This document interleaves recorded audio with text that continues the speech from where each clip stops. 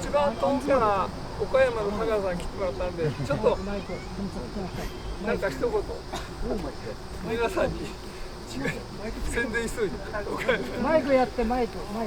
皆さんおはようございます。岡山から来ました桃太郎発動機の高田です。先月7月20日に屋根付きのドームで大会やらせていただいたんですが、僕と各馬からも参加していただきましてありがとうございました。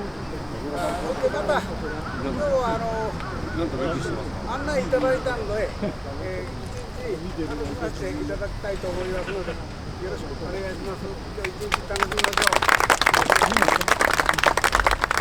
じゃあ怪我のないようによろしくお願いします。